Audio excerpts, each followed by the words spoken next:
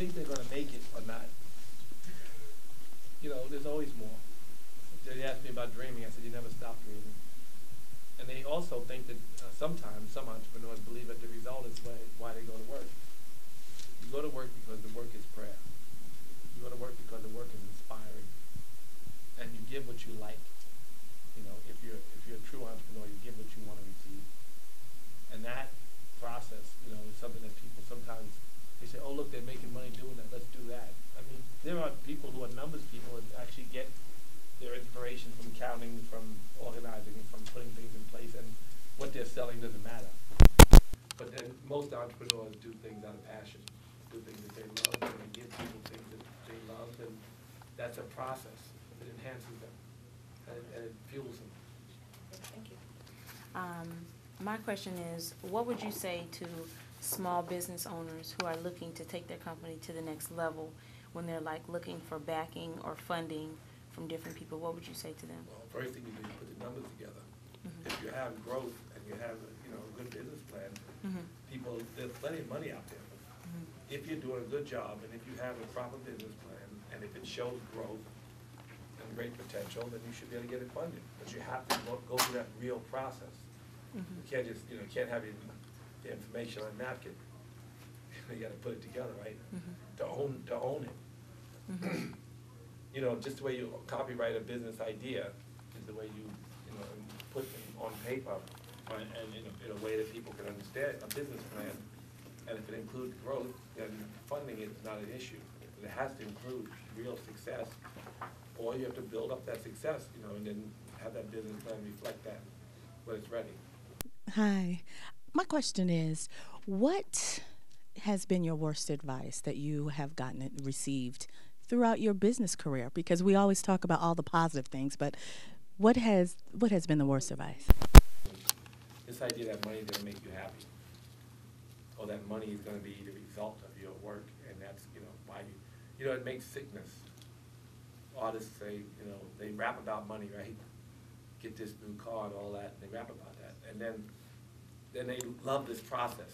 Sometimes they're sweet Jehovah's Witness boys who become rappers. They break their mama's mold because they rap. Mostly they're just good kids. And they rap, and then they get this hit record. And they rap about junk, about stuff they want to get, and they also rap about being tough, right? But they really love their life so much. They love God, they love their life, they love rapping, the poetry, and then they get the stuff.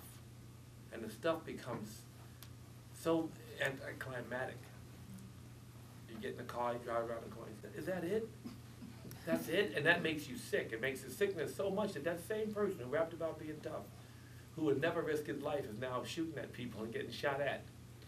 And he's tough because his life doesn't mean as much to him. Because he's now discovered that what he thought made him happy didn't make him happy, but he forgot what made him happy was the work itself, the prayer.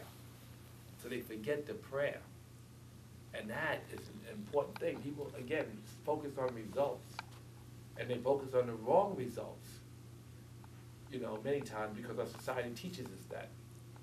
So this little Jehovah's Witness boy goes to jail, he has this experience, and then one day he comes back home and he realizes what's important is here, not out there. So that idea that you're going to get something when it's just a cycle of giving is what you should be, focused on. That'll promote happiness. Tall boy experience? Yeah, it's the tall boy experience. Okay, I like that. Met you out in Vegas for CES, and with YouTube and Vimeo as major sources for original content, do you have any plans of working with that company, or what are you doing? I just started ADD. I'm at work every day building content. I got a lot of content waiting to launch. I work every day on ADD. A lot of the stuff will become film or become television outside of that kind of media, but that form of media and that ADD network, All Depth Digital, has great potential on its own. With smart TVs coming and with all as much as they are, and there's a lot of growth, a lot of potential in building out this network, ADD, and a lot of money being invested, and people are going to work every day for this company. So I'm in this, for real, I'm in this ADD thing and in this YouTube potential. The potential of working with Black Tree TV, Oh, I'm working on the Blackstreet thing right now. We talk all the time. Okay. What advice would you give to the entrepreneur that is feeling burned out? Be energized. Feeling burnt out. I mean, you know, I wake up some morning sluggish and tired. I don't want to say this again because it sounds boring, but sit still. Because it's noise that takes you and makes you sick and makes you sad. It's the stillness that makes you happy and gives you creativity. And so sit still. You know, you can run. It slows the noise down, right? You work out, running. You can do yoga, physical practice, you know, and that could, you know, clear your mind some. But you can meditate as well. You may even go pray. But meditation, stillness, lets everything refresh, lets your brain reset, and lets the noise settle. Because what makes you burnt out, or what makes you sick or weak is noise. You know, it's the fluctuations of the mind. So a good piece of advice is to wake up and light a candle and meditate. That all the stuff that's going crazy, and my mind's like a monkey. It's gonna go crazy in the head, especially when you start sitting. But then when the nervous system calms, the mind calms. And when the mind calms, it rests in perfection. And then from there, it's easy to go out and go to work. Carrying this, oh, I'm so stressed, I gotta do this, just tell yourself that. It's not real. You know, people say they're stressed, you know, the rich people are stressed. There's some poor people who live to be 100. They say poor, I mean, people who have less toys. Life's job is to be comfortable in a seat. You can operate from a calm seat. That's where happiness comes from, and that's where good ideas come from. And if you are not needy, always, because the sickness comes from the neediness. You know, stressed, I gotta get this, the neediness causes suffering. But without neediness, you attract everything. So you have to operate from a calm space.